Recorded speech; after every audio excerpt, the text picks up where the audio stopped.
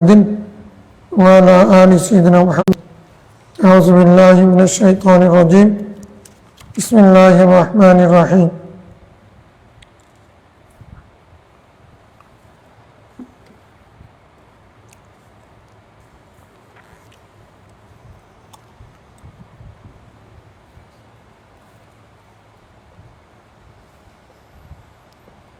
وعنها من كم دقيقة؟ عن عائشة رضي الله عنها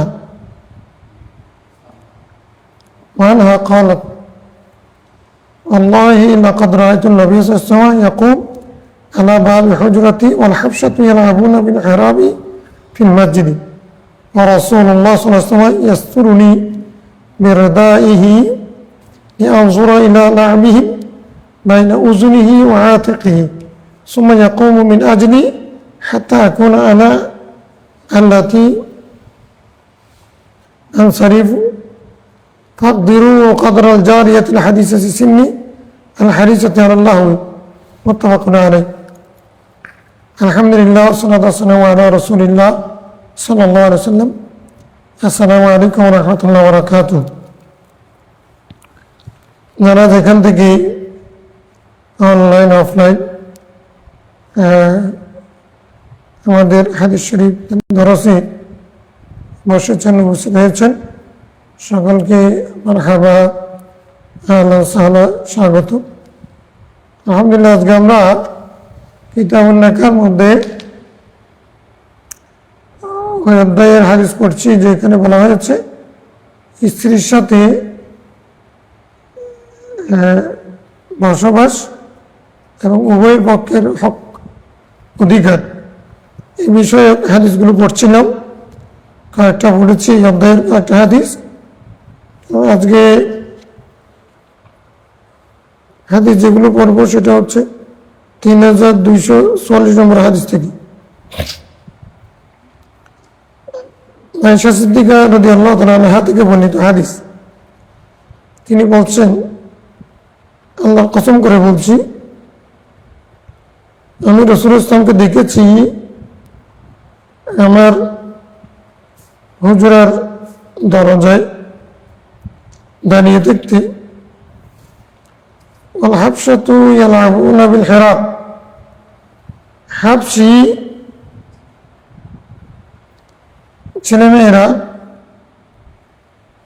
অথবা হাবশি লোকেরা ইয়ালআবুনা বিল হিরাব, তারা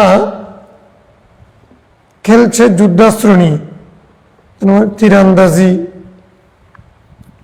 করা, যুদ্ধের প্রশিক্ষণ নেওয়া, অস্ত্র চালানোর শিখা। কোথায়? ফিল মসজিদে, মসজিদের মধ্যে। রাসূলুল্লাহ সাল্লাল্লাহু আলাইহি ওয়াসাল্লাম ইয়াসতুরুনি বিরিদাইহি, রাসূলুল্লাহ সাল্লাল্লাহু আলাইহি ওয়াসাল্লাম আমাকে তার চাদর দিয়ে ঢেকে রাখতেন। কি জন্য? লিয়ানজুরা ইলা লা'বিহিম, আমি যেন তাদের এই অস্ত্র পরিচালনা, তীরান্দাজি এগুলো দেখি। বাইনা উযনিহি ওয়া আতিকিহি, তার কান এবং কাঁধের মাঝখান দিয়ে।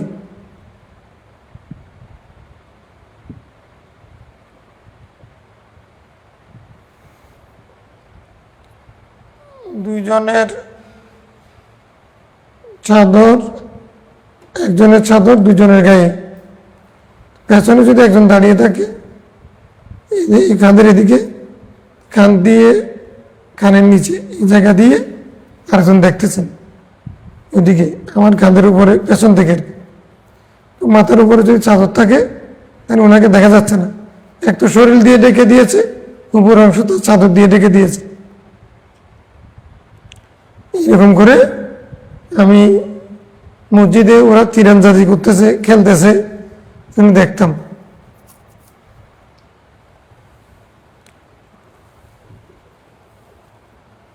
সময় এখন মিনাজিদি হাত্তা এখন আনাল্লাতি আনসারিফ, তিনি আমার জন্য ততক্ষণ পর্যন্ত দাঁড়িয়ে থাকতেন যতক্ষণ পর্যন্ত আমি না সেখান থেকে মানে তাদের তীরান্দাজির দেখা শেষ করতাম। ঠিক আছে, হয়েছে, দেখবো না, চলে যাবো ঘরে, ভিতরে ঢুকে যায়। এরকম আমি যতক্ষণ বলতাম না ততক্ষণ হুজুর আমার জন্য দাঁড়িয়ে থাকত।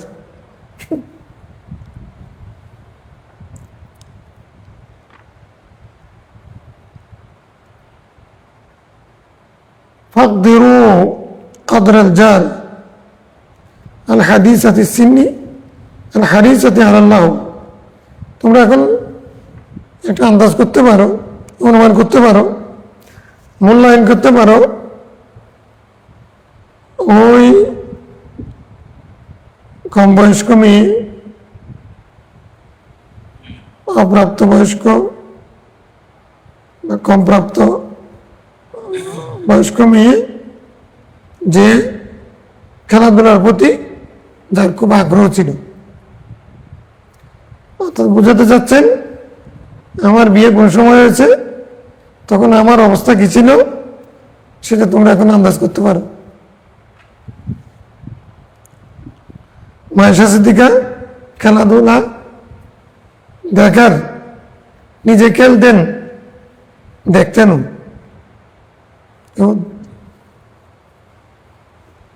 তাহলে খেলা দেখা তো দেখা যাচ্ছে না।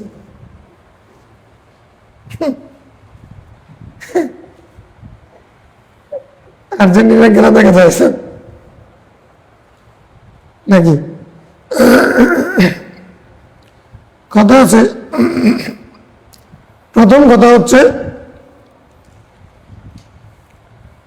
স্ত্রী যদি কম বয়স্ক হয়, হতে পারে শরীয়ত এরকম আলো করেছে স্ত্রীর হক বয়স অনুপাতে তাকে হক আদায় করা, তার মন মানসিকতা বুঝে সে সময়ের জন্য তার কি চাওয়া, তার কি পাওয়া, তার জন্য কি প্রয়োজন সেটা আদায় করা, এটা স্বামীর দায়িত্ব। রাসূলুল্লাহ সাল্লাল্লাহু আলাইহি ওয়াসাল্লাম এটা পরিপূর্ণ আদায় করেছে।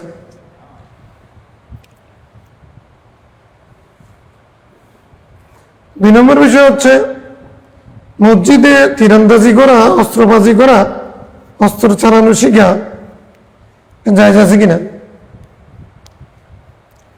হাদিস অনুযায়ী জায়েজ।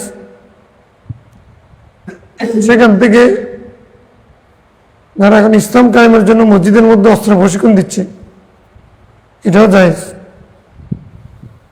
এরকম হয় না?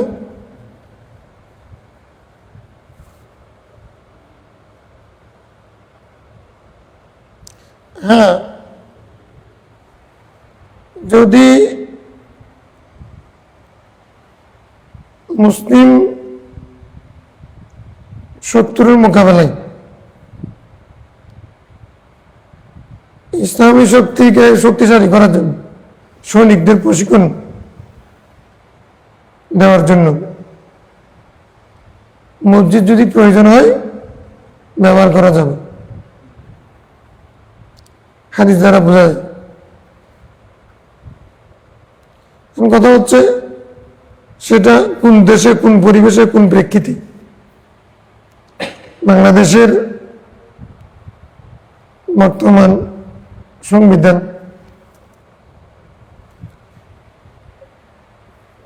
নিয়ম নীতি, পরিবেশ, সামাজিকতা,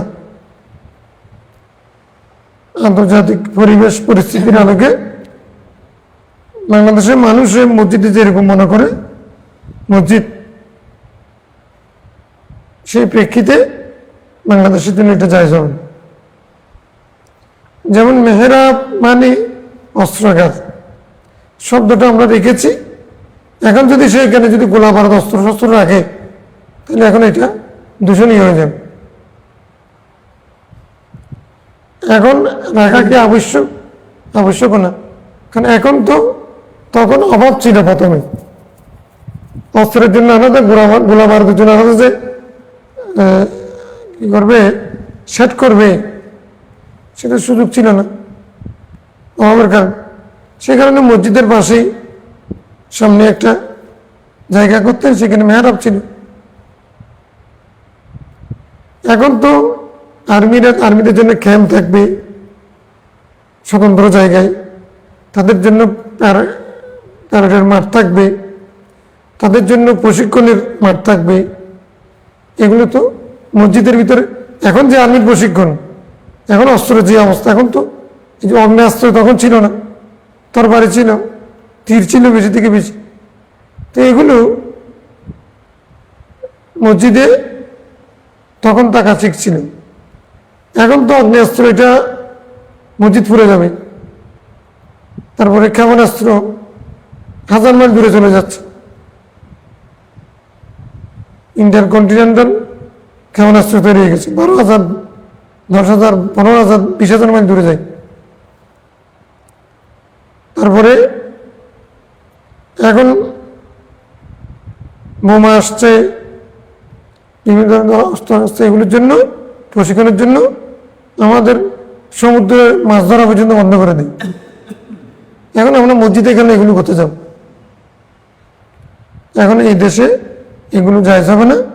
তারা চুরিচারি করে, যারা করে তারা ধরা খাবে, আইএস হিসেবে আবার গ্রেপ্তার হবে, তারপর ইসলামের নামে বদনামি হবে।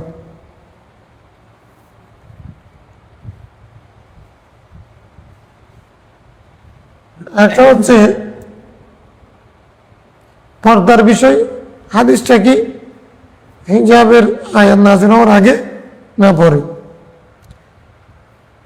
যদি আগে হয়, রাসূল তাকে ডেকে রাখলেন কেন? হিজাব তো ফরজ না। যদি পরে হয়, রাসূল তা পরপুরুষকে তাকে দেখতে দিলেন কেন? নারীও পর্দা করবে, পুরুষও পর্দা করবে। পুরুষ যেমন নারীর দিকে তাকাতে পারবে না, আবার অনিচ্ছা সত্ত্বে একবার ছাড়া নারীরাও পুরুষের দিকে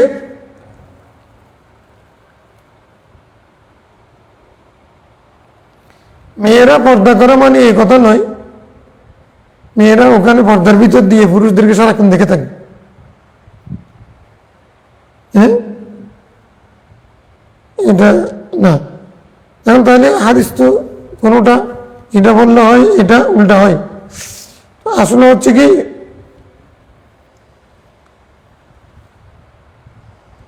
পুরুষরা নারীদের দিকে তাকানো এটা না জায়েজ। প্রথমে হুকুম এটা আসছে, পরে আবার মেয়েরাও অকুলিল মুমিনাতি ইয়াগদুদনা মিন আবসারিহিন্না এই একটা পরে না, পরে আবার এটা আসছিল। তো তখন যখন মহিলাদের জন্য পুরুষের দিকে তাকানো জায়েজ ছিল, তখনই মাসালা হতে পারে। উনি পুরুষদেরকে তাকাচ্ছেন, ওনাকে পুরুষরা দেখতেছেন না। আরেকটা ব্যাখ্যা হতে পারে, আল হাবশাতু আল মুরাদু মানাহু মানে as-saghair, অর্থাৎ ছোট ছোট ছেলেরা, আল-গিলমান নাবালক ছেলেরা তীরন্দাজি করছিল, সেগুলো দেখছি। ছোট ছেলে হলে বয়স্ক মেয়ে ছোট ছেলের দিকে তাকানো জায়েজ আছে, যে কোনো একটা সূরত হবে।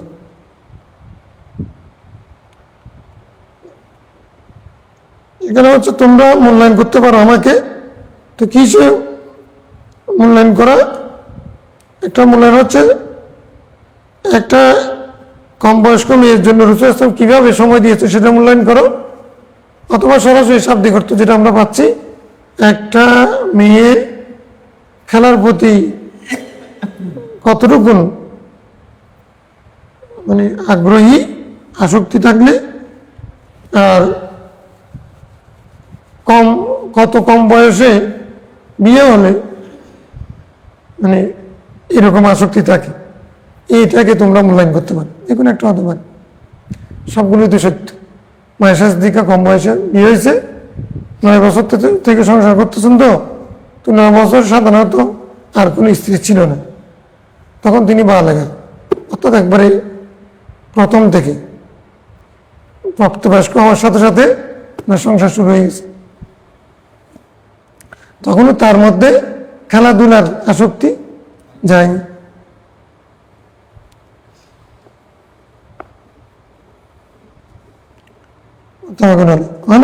قال لي رسول الله صلى الله عليه وسلم إني لا أعلم إذا كنت عني راضية وإذا كنت علي غضبا فقلت من أين تعرف ذلك؟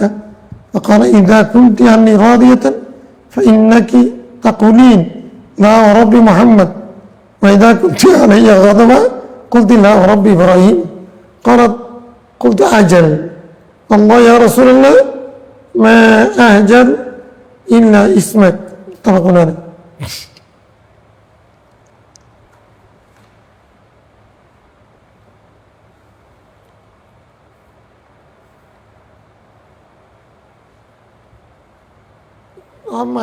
থেকে বর্ণিত হাদিসে তিনি বলেন যে রাসূল আমাকে একদিন বলতেছেন স্বামী স্ত্রীর মধ্যে স্মৃতিচারণ অতীতের স্মৃতিচারণ সুন্নাত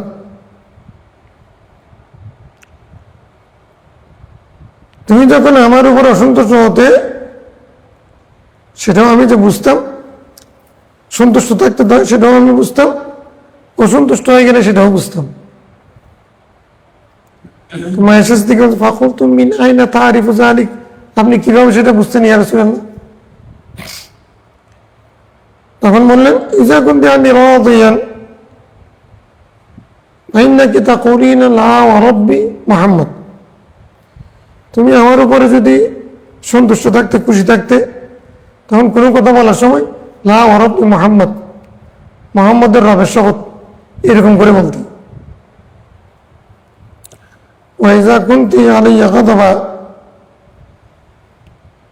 তুমি যখন আমার উপরে অসন্তুষ্ট থাকতে কুলতি লা রব্বি ইব্রাহিম তুমি বলতে কথায় কথায় ইব্রাহিমের রবের শপথ قالت বাইশা বলছেন আজল قالت কুলতু আজল ইয়া রাসূলুল্লাহ আপনি ঠিকই বলেছেন হ্যাঁ আজল মানে নাম বালা আজল ই জাইরে ইন্না ছয়টা হরফে ইজাব আছে আজল মানে নাম আজল মানে কি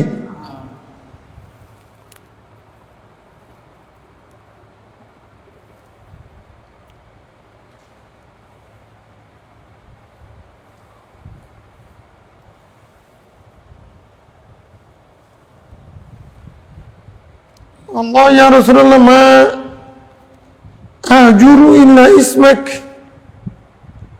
তখন মায়ের কাছ থেকে বলছেন এখন অসন্তুষ্ট থাকা রাসূলের উপর এটা তো ইমানের দিক থেকে ইমান চলে যাবে কুফরি হবে নবীর উপরে কোনো মুমিন অসন্তুষ্ট হতে পারবে না সামান্য সময়ের জন্য অসন্তুষ্টি প্রকাশ করলে ইমান চলে যাবে এটা হচ্ছে অসন্তুষ্টি মানে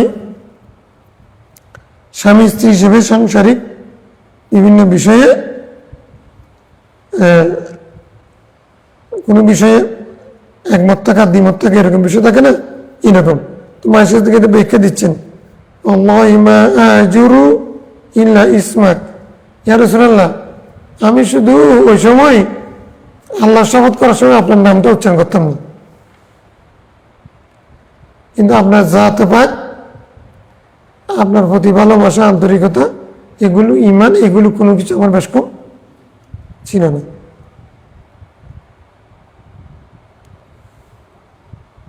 আচ্ছা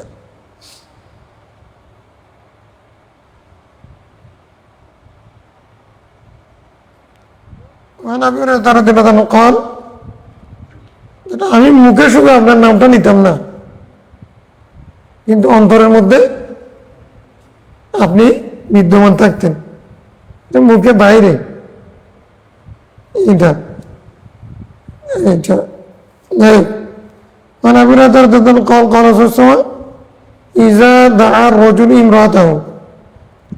গুরুত্বপূর্ণ একটা মাসালা হাদিস ইজা দা রজুল ইমরাত ইলা ফিরাশি যখন কোন স্বামী স্ত্রীকে বিছানায় ডাকবে ফাআবাত সে দুই অস্বীকার করে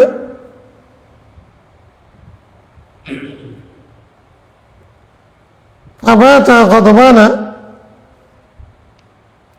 স্বামী যদি তার উপরে অসন্তুষ্ট অবস্থায় রাত কাটায় লাআনাত আল মালাইকাত ফেরেশতারা সবাই ওই মেয়েকে লাআনত করতে থাকে অভিসম্পাত করতে থাকে হাত্তা তুসবিহা, সকাল হওয়া পর্যন্ত। স্বামী স্ত্রীকে বিছানায় ডাকলো, স্বামী স্ত্রীকে এক বিছানায় থাকে না, বিছানায় ডাকলো মানে বুঝছো তো, স্ত্রী কাছে শরীর কোনো উজর ছিল না, যেমন হাইস শরীর উজর, শরীর অসন্তোষ বা শরীর মানে অক্ষম, শারীরিকভাবে অক্ষম, অসুখ, এরকম কোনো কিছু নেই। স্বামীকে মানসিক কষ্ট দেওয়ার জন্য অবজ্ঞাবহেলা করে কেউ যদি স্বামীর ডাকে সাড়া না দেয়, স্বামী যদি তার উপরে অসন্তুষ্ট থেকে রাত কাটায়, ওই সারা রাত ফেরেশতারা ওই মেয়েকে অভিশাপ দিতে থাকে। বুখারী মুসলিমের আরেক রিওয়ায়াতের মধ্যে আছে, ক্বালা, রাসূল বলছেন সাল্লাল্লাহু আলাইহি ওয়াসাল্লাম, ওয়াল্লাযী নাফসি বিয়াদিহি, আমি যে যার কুদরতের হাতে আমার জীবন, তার শপথ করে বলছি, মা মিন রাজুলিন ইয়াদউ ইমরাতাহু ইলা ফিরাশি, কোন স্বামী যদি স্ত্রীকে বিছানায় ডাকে, ফাতাআব্বা আলাইহি, সে যদি অস্বীকার করে, ফাতাআবা আলাইহি ইল্লা কানা আল্লাযী ফিস সামাই সাখিতান, তো তাহলে এটা পরিণত হচ্ছে এই আসমানে যিনি আছেন তিনি তার উপরে অসন্তুষ্ট হয়ে যান, হাত্তা ইয়ারদা আনহা, যতক্ষণ না স্বামী তার উপরে সন্তুষ্ট হন ততক্ষণ পর্যন্ত আসমানওয়ালা তার উপরে সন্তুষ্ট। আসমানওয়ালা মানে আল্লাহ, আসমানওয়ালা মানে ফেরেশতা। মানে আসমা বিনতে আসমা ইন্না ইমরাতান ক্বালাত ইয়া রাসূলুল্লাহ ইন্না লি দাররাতান ইন্না দাররাতান লি ইন্না লি দাররাতান فهل علي جناح أن تشبعت من زوجي غير الذي يعطيني؟ فقال المتشبع بما لم يعطى كلابس صوب زور، متفق عليه।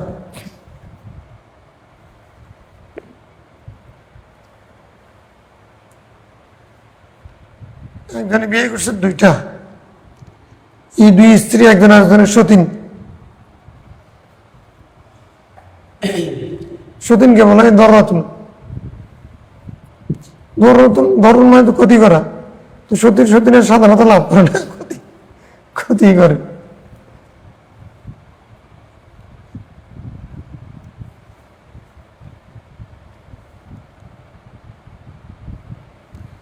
দররাতুন আর একটা হচ্ছে মানে খুঁটিনাটি সব বিষয়ে জানা। সতীনের দোষ কি সেগুলো খুঁটিনাটি কে জানে? সতীনে জানে।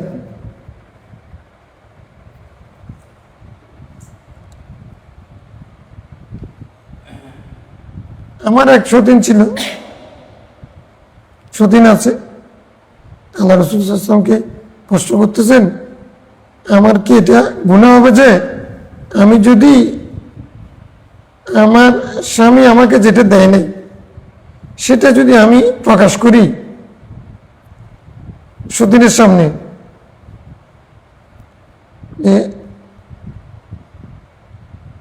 এই জন্য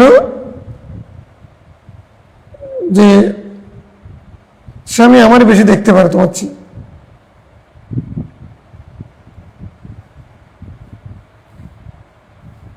স্বামী তোমার চেয়ে আমারে স্বামী দেয় নাই কেমন একটা, সে নিজে বাপের বাড়িতে গেলে তারপরে দেখাচ্ছে যে মানে এটা আমারে, তোমার তো একটা দিছে, আমারে আরেকটা দিছে। সতীনের কাজ হলো কাছে কে শপথ নিবে। এখন আমি যদি এরকম প্রকাশ করি তাহলে কি আমার গুনাহ হবে? রাসূল সাল্লাল্লাহু আলাইহি ওয়াসাল্লাম বলছেন, আল মুতাশাব্বিহ বিমা লাম ইউতা, যেটা প্রাপ্ত হয় না সেটা যদি সে প্রকাশ করে, নিজের বলে দিছে বলে এরকম করে, কালাবিসি সওবাই জুরিন, সে যেন মিথ্যার 2টা কাপড় পরিধান করল। অর্থাৎ মিথ্যার কাপড় মানে কি, এটা একটা পরিবেশ আরবের, সবুজুর। কিছু মানুষ আছে না, আগে বেশি ছিল এখন কমে গেছে আর কি, নিজের হ্যাডামে কোনো ঘড়ি কিনতে পারে নাই, হ্যাডামে ঘড়ি কিনতে পারে, এই জন্য শাশুড়ি ভাই থেকে করে দিতে হবে, ওইটার মূল ভিত্তির জায়গায়। তখন করে কি আরেকজনের খালতো ভাই চাস্তো ভাইয়ের কাছে ঘড়ি একটা কিনছে, সে সেটা নিয়ে বলে যেটা আমার একটু দত, সে 2 দিন সেগুলো ভরে বন্ধু বান্ধব অন্যদের সামনে হাঁটতেছে, মানে দাবি। এই যুগে মোবাইল আর কি, তার কোনো মোবাইল না, সে মোবাইল একটা নিয়ে, আইফোন একটা নিয়ে ঘুরতেছে, দেখাচ্ছে। মানে এগুলো আমাদের বয়স না হলেও ওর বয়সও চলতেছে। বিয়ের আগে মেয়েকে রাজি করার জন্য, পাঠাবার জন্য আইফোন আছে কিনা ছেলেটার, তার তো নাই, সে দেখাচ্ছে আরেকজনকে দাম নিয়ে। এরকম বিভিন্ন জিনিস, আগের যুগে দামি পোশাক, পয়সাওয়ালা থেকে দামি পোশাক নিয়ে পরে তারপরে ঘুরতো, দেখাতো আমি অনেক পয়সাওয়ালা। এগুলো আমরাও দেখছি তো, যেমন ছোটবেলায় বাটা জুতা পয়সাওয়ালারা পরবে, চামড়ার জুতা। আমাদের সময় ছোটবেলা হয়েছে, তো ছোটবেলায় স্যান্ডেল পরতে পারলে এটা যথেষ্ট। বাটা ট্রফিক্যাল যেটা ভিভিটার, এইগুলো অনেকে পারে না, অনেকের নেই, অনেকে স্যান্ডেল ছাড়া হাঁটে। সে জায়গার মধ্যে যদি একজনের স্যান্ডেল পাইতে পারলে ওইটাও কম না। সে জায়গার মধ্যে যদি আমাদের একজনে এক বন্ধু বাটা জুতা এগুলো ক্ষয় হয়ে গেছে অর্ধেক, তারপর আমারও প্রস্তাব দিছে এগুলো আমি বিক্রি করে নেব। এখন আমিও ঘরে গিয়ে প্রস্তাব দিছি আমাকে বাটা জুতা, আমার এক বন্ধু কিনে বিক্রি করে বলতেছে এগুলো কিনবো, অর্ধেক হয়ে গেছে এগুলো। এগুলো এখন আসলে তোমরা আসতেছ, যুগ সময় স্থান কাল যে পরিবর্তন হবে, মানুষ কিন্তু যে সময় থাকে সেই সময়টাকে মূল্যায়ন করে, আগে পরে মূল্যায়ন করে না। এটা যদি করতো এত দুঃখ পেত না। আমি আজকে যে অবস্থান আছে আগামীতে থাকবো কিনা এটা চিন্তা করলে মানুষের এই অবস্থা হতো না। আমি অতীতে কি অবস্থা ছিলাম, বিদ্যুৎ যে আগে ঘন্টার পর ঘন্টা বিদ্যুৎ চলে যেত, যতক্ষণ 24 ঘন্টার মধ্যে যতক্ষণ বিদ্যুৎ থাকতো তার চেয়ে বেশি লোডশেডিং। তখন এই গালিগালাজ প্রধানমন্ত্রীকে না, এখন যখন বিদ্যুৎ আসছে 24 ঘন্টা বিদ্যুৎ থাকে, কেউ নাকশিট খাইও বলে না যে আল্লাহ শুকর আমরা আজকে 24 ঘন্টা বিদ্যুৎ যায়নি, এরকম কেউ বলে? এটা অনুভব করতে পারতেছে না এই প্রজন্মের ওরা। এরকম প্রত্যেক ক্ষেত্রে একটা বিয়ের দাওয়াত দেওয়ার জন্য হেঁটে হেঁটে হেঁটে হেঁটে সাঁকো পার হই, নৌকা পার হই, আর এখন তুমি বিয়ে তুমি আসি শেষ। এখন এরা তো এগুলো উঠে মূল্যায়ন কেমনে করবে, এরকম সব কিছু। তো মানুষ হচ্ছে যখন এগুলো চিন্তা করবে সে মানুষ হবে। এখন এরকম নিজের স্বামী নিজের দেয় নেয়নি, সে ওই তার সতীনকে মানে এটাকে কি বলে, গরম করার জন্য, টিচ করার জন্য কষ্ট দেওয়ার। তোমার না আমার বেশি দেখতে পারি, জায়জ হবে কিনা তার সব বুকে না জায়জ বলেছে। এটা তো তুমি তো একটা মিথ্যার কাপড় পরলে, মানুষ যেমন নিজের মালিক না, আরেকজনের দামি কাপড় পরে সব দিকে ঘুরার পরে যখন এই মানুষ মনে করছে এ তো অনেক পয়সা হয়ে গেছে বোধ হয়, তো যখন খবর নেওয়ার পরে 2-3 দিন পরে তোমার কাপড়টা কই, এটা তো আমার না, ও আচ্ছা আরেকজনের উদার ধার করা, তখন এটা বেইজ্জতি না। এটা এরকম একটা বিষয়। লাভ ইস জুদ কালা বেশি জুদ, এটা আরবি একটা মহাবরা বা প্রবাদ। আমি ওইটাকে একটা হাদিসের অনুবাদ করেছি যে এখন ওইটা ঠিকভাবে হয়েছে কিনা দেখব। আমি অনুবাদ করেছি মিথ্যার কাপড়, এরকম করেছি মনে। এটা একটা প্রবাদ।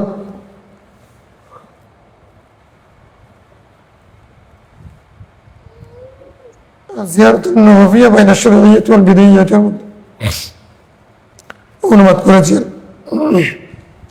وعن انس رضي الله عنه قال آلى رسول الله صلى الله عليه وسلم من نسائه شعرا وكانت انفكت رجله فأقام بمشربات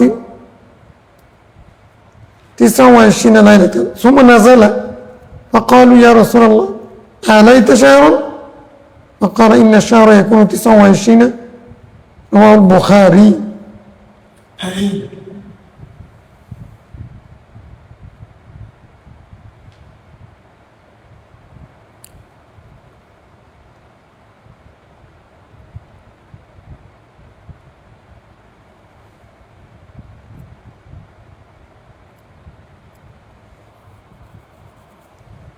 হযরত আনাস বিন মালিক বলতেছেন রাসূল ইসলাম তার স্ত্রীদের সাথে 1 মাস পর্যন্ত স্ত্রীদের কাছে যাওয়া থেকে বিরত ছিলেন, ইলা করেছেন।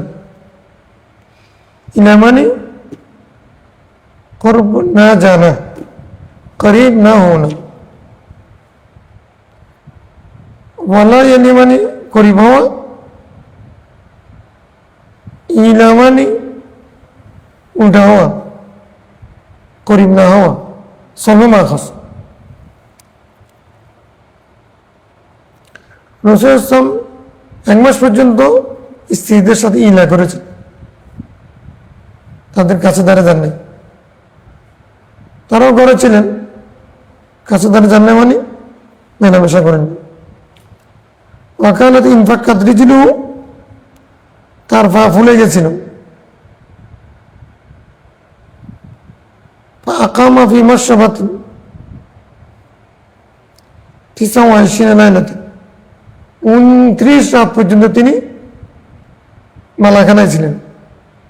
মালাখানা মানে উপরের জায়গা, চৌকিতে থাকতেন, স্ত্রীদের পাশে থাকতেন।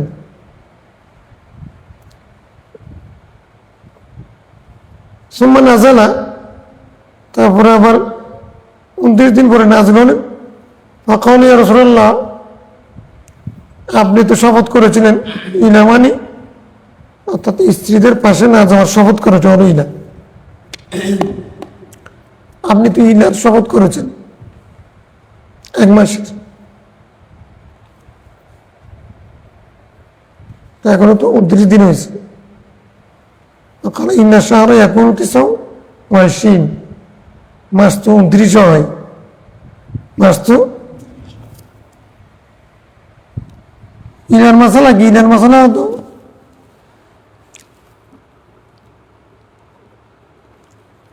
কোন স্বামী যদি স্ত্রীর সাথে এই বলে শপথ করে, আল্লাহ শপথ করে বলছে আমি তোমার কাছে যাব না, তোমার সাথে ইলা করলাম। 4 মাসের ভিতরে স্ত্রী সুলভ আচরণ কথাবার্তা এগুলো করতে হবে, অথবা 4 মাস থেকে যদি দেরি হয়ে যায় তালাকে বায়না হয়ে যায়।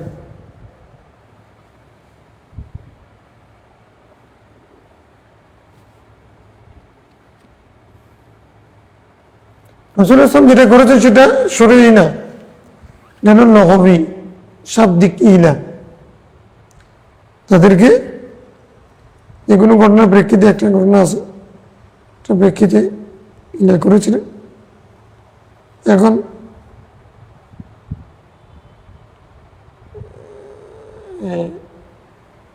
এরপরে 1 মাসের মাথায় চলে আসছে। এটা শাব্দিক অর্থে ইলা ছিল, শরীর ইলা ছিল না। আর 1 মাসের মধ্যে যদি চলে আসে বা 4 মাসের আগে যদি চলে আসে মানে স্ত্রী সুলভ আচরণ করলে তাহলে সেটা তার তালাক হবে না। তবে সেক্ষেত্রে কাফারা দিতে হবে কসম করলে, যেমন ভাঙলে হ্যানেস হলে, কসম যে ভাঙ্গে তাকে কি বলে আরবিতে? হ্যানিস ফাদি। হ্যানেসকে কি দিতে হবে? রাসূল কাফারা দেন না, কারণ হচ্ছে উনি শরীই না করেননি। عن جابر قال دخل أبو بكر يستأذن على رسول الله فوجد الناس جلوسا ببابه ثم لم يؤذن لأحد منهم قال فأذن لأبي بكر فدخل ثم أقبل عمر فاستأذن فأذن له فوجد النبي صلى الله عليه وسلم جالسا حوله نساؤه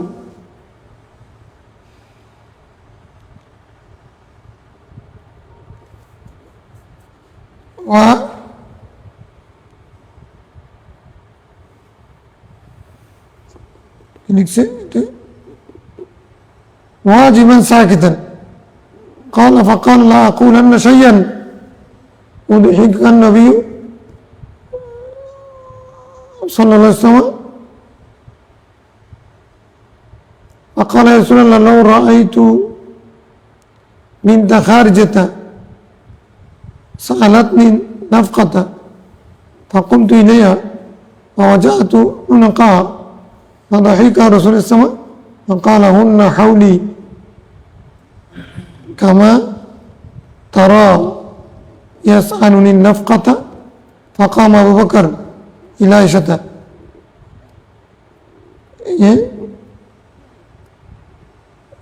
يجاء عنقها وقال قام عمر إلى حفصة يجاء عنقها كلاهما يقول تسألين رسول السماء ما ليس عنده فقلنا والله لا أسأل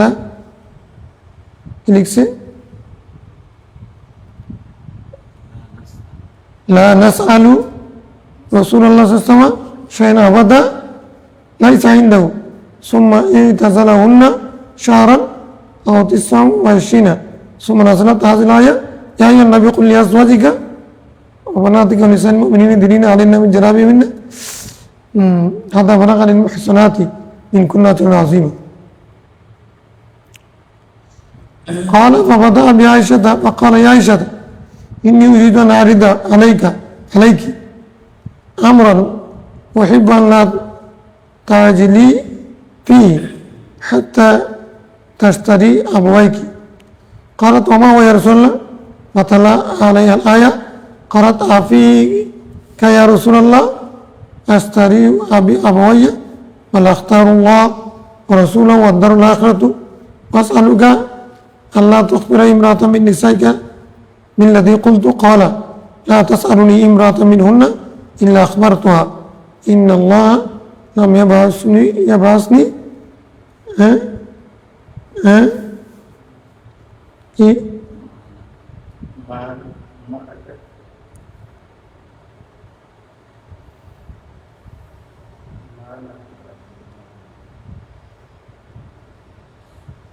معنة ولا متعنتا معنتا ولا متعنتا معنتا ولا متعنتا ولكن بعثني معلما ميسرا رواه مسلم.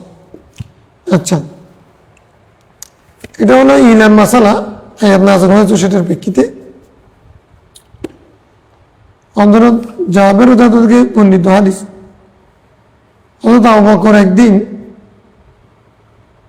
রাসূল সাল্লাল্লাহু ঘরে ঢোকার অনুমতি চাইলেন। ফাযিনা লাহু, রাসূল সাল্লাল্লাহু আলাইহি ওয়াসাল্লাম তাকে অনুমতি দিলেন। ফাওয়াজাদান নবী সাল্লাল্লাহু আলাইহি ওয়াসাল্লাম জালিসান হাওলাহু নিসাউহু,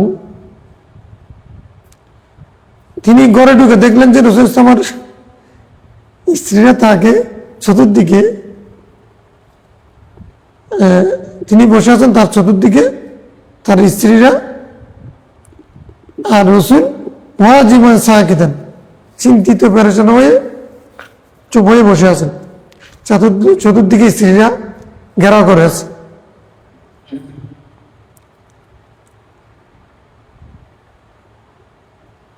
قال فقال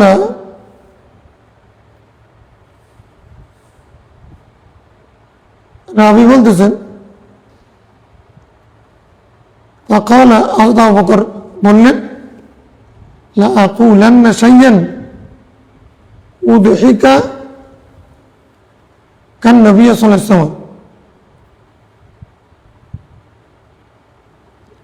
উদহিকান নবী সাল্লাল্লাহু আলাইহি ওয়াসাল্লাম, আমি এমন এক কথা বলবো যে রাসূল তো এখন ওয়াজিমান হাজিনান সাকিদান নিশ্চুপ চিন্তিত এই অবস্থায় বসে আছেন, তো আমি এমন এক কথা বলবো যে রাসূলকে হাসাবো, রাসূলকে হাসাবেন। সাহাবায়ে কেরামের সাথে যৌথনা রাসূল আমার চিন্তা হওয়া পেরেশান হওয়া।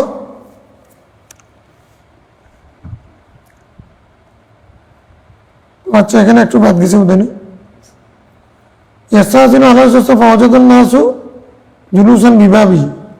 ও আচ্ছা, এখানে একটু বাদ গেছে। হয়তো আবু বকর সিদ্দিক অনুমতি চেয়েছেন, তো তখন অনেক সাহাবী দরজার মধ্যে অপেক্ষমান, ঢুকার অনুমতি পাচ্ছেন। লাম ইউজিন আহাদি মিনহুম, রাসূল ইসলাম কাউকে অনুমতি দেন নাই, অথবা লাম ইউজান আহাদি মিনহুম, কারোর জন্য অনুমতি জুড়ে নেই। ক্বালা ফাআযিনা লি আবি বকর, হযরত জাবের বলছেন আবু বকরকে রাসূল ইসলাম অনুমতি দিয়ে দিলেন। আবু বকর সিদ্দিক যখন অনুমতি চাইলেন, যখন সাহাবীদের কেউ অনুমতি পান না, তখন আবু বকর সিদ্দিক অনুমতি ফাদাখালা, আবু বকর ঢুকে গেলেন ঘরে। সুম্মা আকবালা ওমর, ওমর আসছে, ফাস্তাআযানা, তিনি অনুমতি চাইলেন, ফাআযিনা লাহু, হযরত ওমরকে অনুমতি দিয়ে দিলেন। ফাওয়াজাদান নবী সাল্লাল্লাহু আলাইহি ওয়াসাল্লাম জালিসান হাওলাহু নিসাউ, রাসূল ইসলামকে বসা অবস্থায় পাইলেন, তার চতুর্পাশে স্ত্রীরা আছেন। রাসূল ইসলাম চিন্তিত হওয়া জীবন সাকিদান, চুপ নিশ্চুপ। রাবি বলছেন فقال لا أقولن شيئا,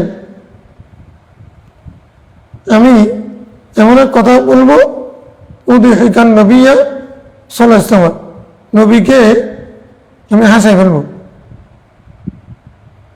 এমন এক কথা বলবো যে কথা বললে উনি কি হয়ে যাবেন, এখন তো নিশ্চুপ হয়ে আছেন, তারপর হচ্ছে কি মানে পেরেশান হয়ে আছেন, চিন্তিত, আমি তাকে কি করে ফেলবো, হাসাই ফেলবো। وقال يا رسول الله لو رأيت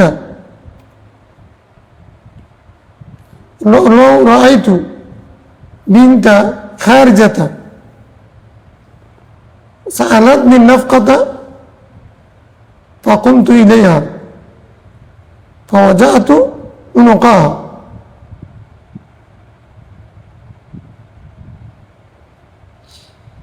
মানে ছোট ছেলেকে বুঝতে দেওয়ার মতো সেরকম হয়েছে বিষয়টা। আমি যদি খারাজার মেয়েকে দেখি যে আমার কাছে কোনো খরচা খরচ টাকা পয়সা চাচ্ছে, আমি তার দিকে গিয়ে তার কাঁধের মধ্যে গর্দানের মধ্যে থাপ্পড় দিয়ে দেব।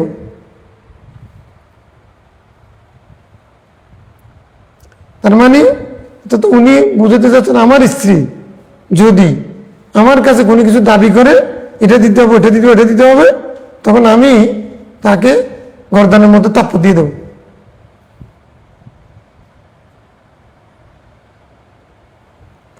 রাসূলুল্লাহ এই কথা বলার পরে গিয়েছে, মানে আপনি তো চুপ করে, ওরা দাবি করতেছে আপনার কাছে এই লাগবে এই লাগবে, তা আপনি তো চুপ করে বসে আছেন চিন্তিত হয়ে, কেমনে দেবো, কি করবো এগুলো। আমার কাছে যদি এরকম চাই তো আমার স্ত্রী, আমি তাকে একটা থাপ্পড় লাগাই দেব।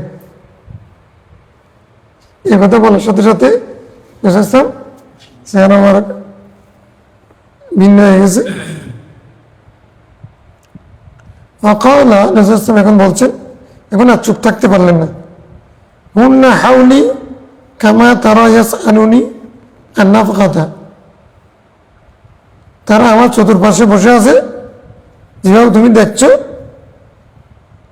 তারা আমার কাছে ইয়াসআলুনানি আন নাফকাতা, তারা আমার কাছে খোরাকি অতিরিক্ত খরচা করে চাচ্ছে। ফাকাম আবু বকর ইলা আয়েশা, হযরত ইয়াজাউ, এটা ওয়াজা ইয়াজাউ ওয়াজুন, হযরত আবু বকর আয়েশা সিদ্দিকার দিকে গিয়ে তারপরে গর্দানের উপরে দিছে তাপ্পর, নিজের মেয়েকে কাঁধের উপরে তারপর একটা লাগা দিছে। মানে বিচার হয় না, বিচার হলে তখন যার মুরব্বী তার ছেলে মেয়েকে শাসন করে না, তখন আয়েশা সিদ্দিকা কর্মী এখন রাসূল ইসলামকে কেন চিন্তিত করলো, অতিরিক্ত খরচা খরচ নাফকা এগুলো কেন চাইলো, এই জন্য আয়েশা সিদ্দিকা গিয়ে প্রথমে হযরত আবু বকর গিয়ে প্রথমে নিজের মেয়েকে কাঁধের উপর তাপ্পর একটা লাগা দিছে। এখন তোমার সুন্নত এটা পালন করতে হবে না। ওয়াকাম উমর ইলা হাফসাতা ইয়াজু উনুকা, হযরত ওমর গিয়ে তার মেয়ে হাফসাকে একটা লাগাইছে। কিলাহুমা ইয়াকুলু, উভয়ে বলতেছিলেন তাস আলীনা রাসূলুল্লাহ, তুমি রাসূলের কাছে এমন এতগুলো চাচ্ছ, মালাইসা ইনদাহু, যে জিনিস তার কাছে নেই, যতটুকু তার কাছে নেই, এটা কেন চাইলে, এটা কেন করলো, এরকম করে দিছে একটা। তখন আল্লাহ, আমরা ওনারা বলতেছেন, আমরা বললাম লা নাসআলু রাসূলাল্লাহ শাইআন আবাদা, তো তারা দুজন এখন মাইর খেয়ে ভালো গেছে। বলতেছে কি ওরা যে আমরা আল্লাহ শপথ করে বলছি, তো গিয়েছে ও সামনে ভবিষ্যতে কোনোদিন আমরা এমন কিছু তার কাছে চাইবো না লাইসা আইন্দা, যেটা নবীর কাছে নেই।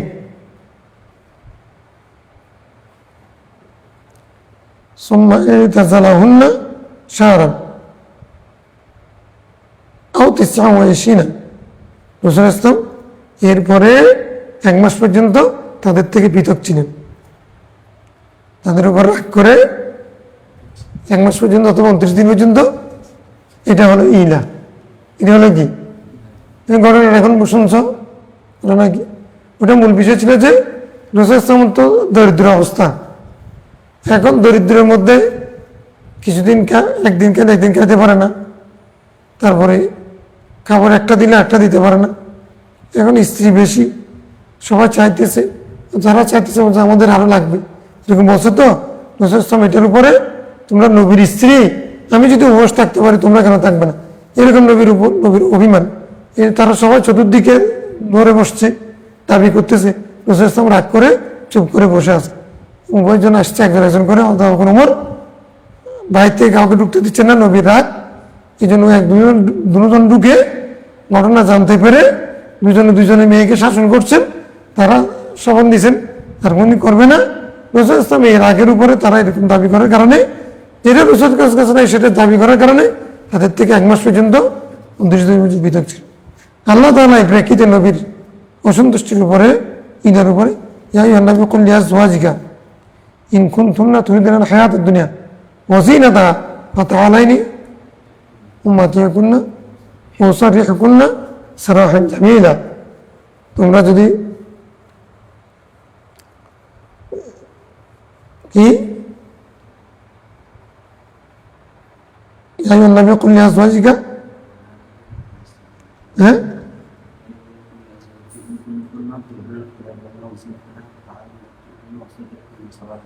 তারা যদি বেশি চায় তাহলে আমি কি করব, বিষয়টা আমি পরিষ্কার করে দেব, এরকম করে, এবং রসুলকে অনুমতি দেব তোমাদেরকে ছেড়ে দেওয়ার জন্য। এরকম আয়াতের অর্থ হচ্ছে এরকম, মানে আল্লাহ ধমক দিয়ে দিয়েছেন। কি দিয়েছেন? আল্লাহ ধমক দিয়ে দিয়েছেন আল্লাহ নবীর পক্ষে। আচ্ছা, মিনকুন আচরণ আজিমা পর্যন্ত এর নাচর হলো। قال فبدأ بعائشة রাসূল ইলা শুরু করেছেন আয়েশা সিদ্দিকা থেকে প্রথমে। ইন্নী উরিদু আন আরিজ আলাইকি আমরান উহিব্বু আল্লাহ তাআজলি ফি হাত্তা তাশতারি আবাওয়াইকি। আমি তোমার থেকে প্রথমে বিমুখ হয়ে গেলাম এমন বিষয়ে যে আমি চাই যে আল্লাহ তাআজলি ফি, যে বিষয়ে তুমি কি করবে না, তাড়াহুড়া করবে না, যতক্ষণ না তুমি তোমার পিতামাতার সাথে পরামর্শ করবে। তোমার পিতামাতার সাথে পরামর্শ করা ছাড়া তাড়াহুড়া করবে না আমার কাছে কোনো কিছু পাওয়ার জন্য। তোমার পিতামাতার কাছে পরামর্শ চাইবে, ওরা যদি বলে যে চাও তাহলে চাইবে। তো এখন পরামর্শ না করে আমার কাছে দাবি করছে, তো এই জন্য আমি তোমার কাছে কি তোমার থেকে পৃথক থাকবে। কল দমা ওয়া রাসূলুল্লাহ, সেটা কি? ফাতালা আলাইহাল আয়া, তখন রাসূল সাল্লাল্লাহু আলাইহি ওয়াসাল্লাম এই আয়াতটি নাযিল করলেন। ক্বালাত আফিকা ইয়া রাসূলুল্লাহ আস্তাশিরু আবাওয়াইয়া, আমি কি আমার মা বাবার কাছে আপনার বিষয়ে পরামর্শ করব? বাল আখতারুল্লাহ ওয়া রাসূলাহু ওয়াদ দারাল আখিরাতা, আমি তো আমার মা বাবাকে আল্লাহ রাসূল পরকালের উপরে কি দিই না, প্রাধান্য দিই না। ওয়াসআলুকা আল্লা তুখবিরা ইমরাতান মিন নিসাইকা, আপনি আপনার স্ত্রীদের কারো কাছে এই কথাটা বলবেন না, এটা আমি আপনার কাছে চাচ্ছি। মিল্লাতি কুলতা, যে কথাটা আপনি আমাকে বলেছেন।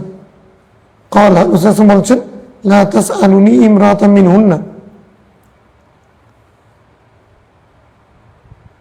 ইল্লা আখবারতুহা,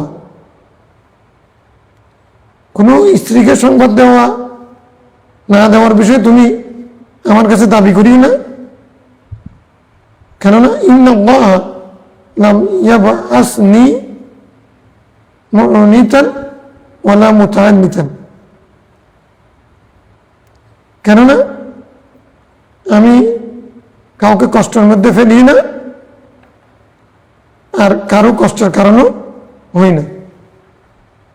কাউকে নিজে কষ্টের মধ্যে ফেলি না, আমার কারণে কেউ কষ্ট পাক সেটাও আমি চাই না।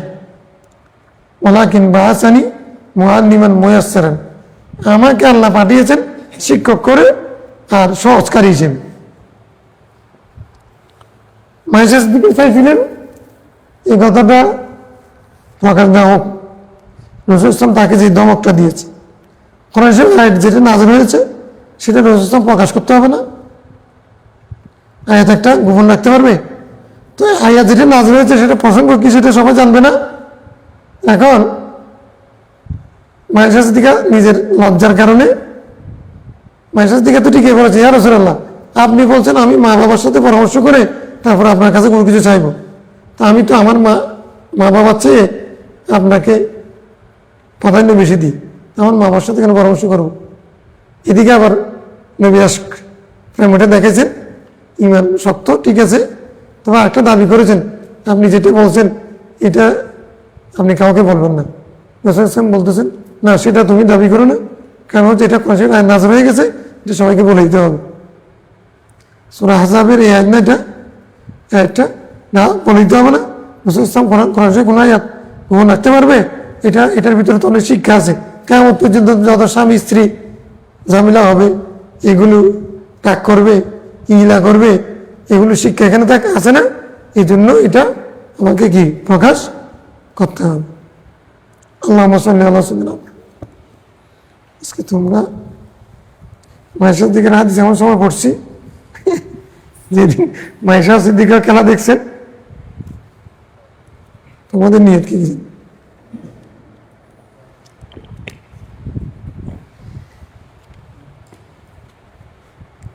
স্বামী সাধ্যের বাইরে স্ত্রী কোনো কিছু দাবি করা এটা শরীয়ত সম্মত।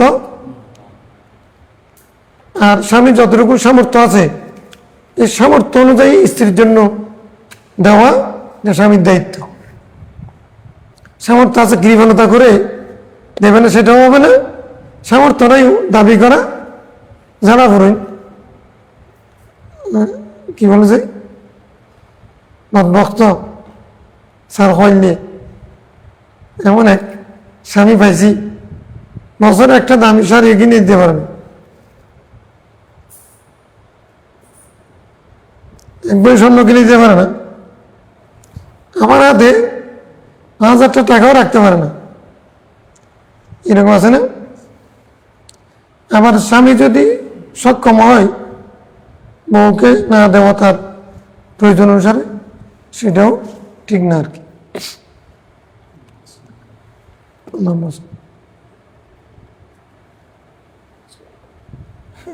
দোয়া করে দাও আজকে কার ফাটি যেটা সেটার জন্য দোয়া করো। হ্যাঁ বলো।